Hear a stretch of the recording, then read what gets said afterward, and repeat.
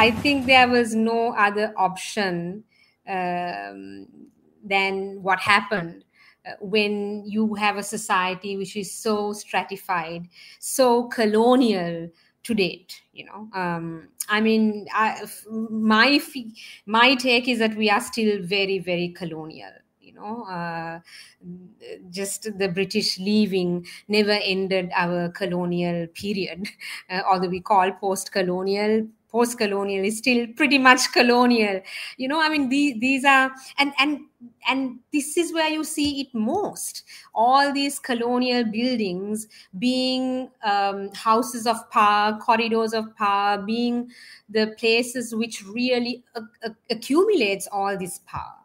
And the fact that people storm it, and you see these little video clips, like a thin man from a very rural area who doesn't have an ounce of fat on his body getting onto the president's treadmill and trying to try it out, right? I mean, an old woman who's probably getting up early in the morning and laboring the whole day, sitting in one of those plush chairs. And I mean, this for me is really, really iconic, and it talks so much, highlights so much the reality of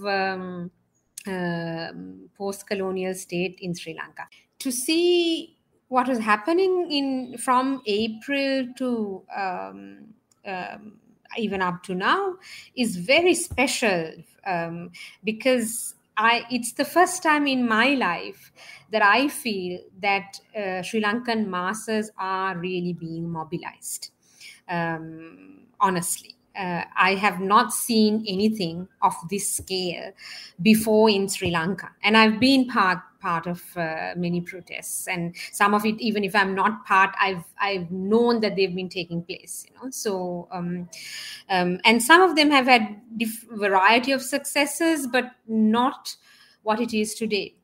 Because this time, when I, especially on the 9th of July, if I talk about 9th of July, there has been a huge build-up from April up to 9. But what really touched me was, my family took part in it. My father was out there, holding placards, and my neighbors, my family friends and aunties that usually come for tea and all of that, going and sponsoring Gota Gogama, for instance. I know neighbors who were very, very active in the movement by providing funding and support. So it's the first time that I've seen this level of mobilization, this level of passion by just normal people.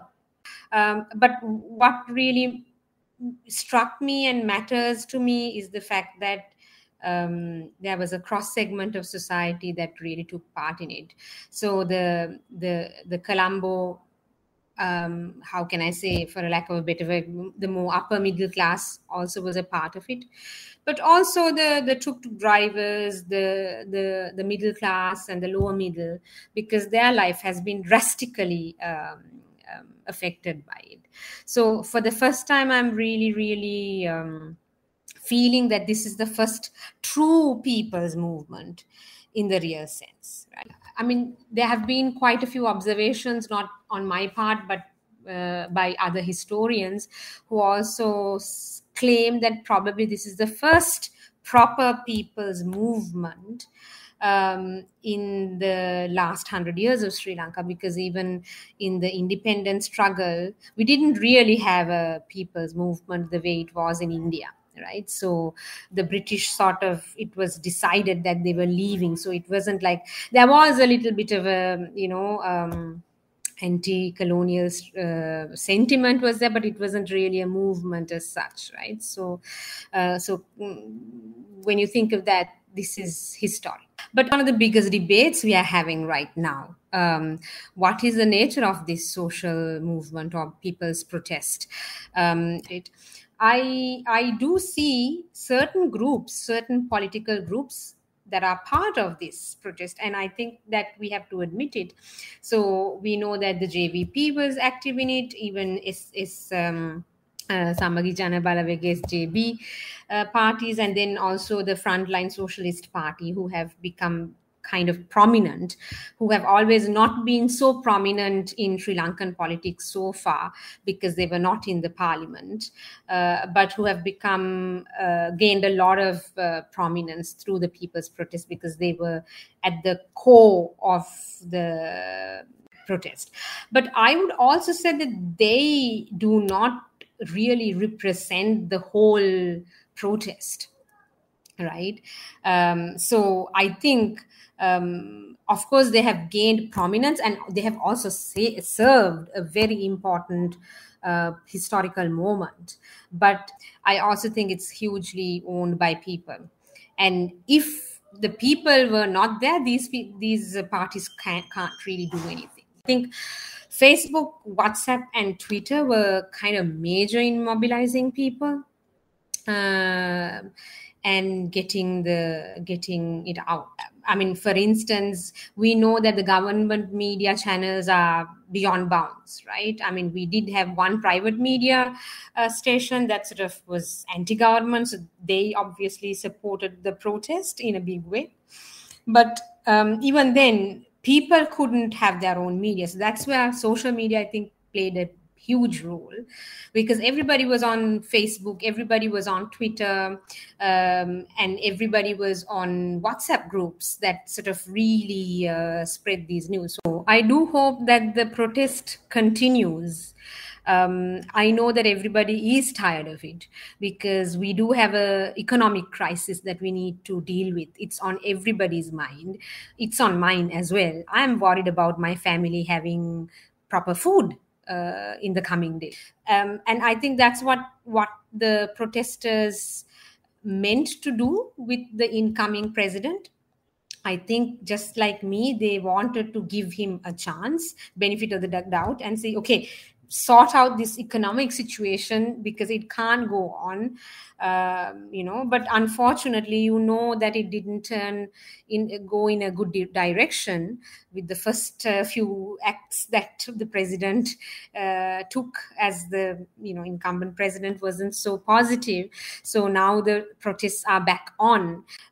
So I think there is no option but to continue the protest until we get the likes of the Rajapaksa family, who is no longer the power holders at the moment, but still hold power through other proxies, right? So people know that until we clean the parliament, in that sense, I mean, if you look at them, they're all people who are 70 years old, 80 years old. I mean, what are they doing there? They need to get out, right? I mean, I was looking at the new cabinet, they're all old men, and I say, oh, I feel very well represented there, right? So I mean, and people know this now. I mean, there are quite a lot of comments on Facebook, on Twitter, that says these guys need to go out. We need to push for an election right now. So I think in the near future, what people really want is for the parliament to represent the people, because right now it doesn't. So right now there are two power camps that I clearly see.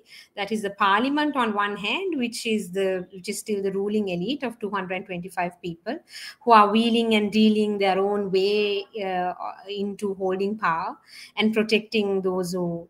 And then there's the camp of the people. So it's directly these two are the two power bases that I see right now, and that has to be resolved, and hopefully through non-violent means.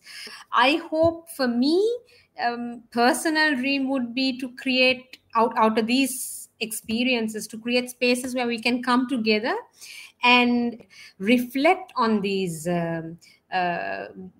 historical experiences and realize, in a way, the ethnic divisions, the caste divisions, the class divisions that are so deep in our society, and how to overcome this. So I think there is a moment and an opportunity here for that, as people realize more than ethnicity, the struggle is between the powerless and the powerful, in a sense, you know. So I think there's an opportunity there that we shouldn't miss.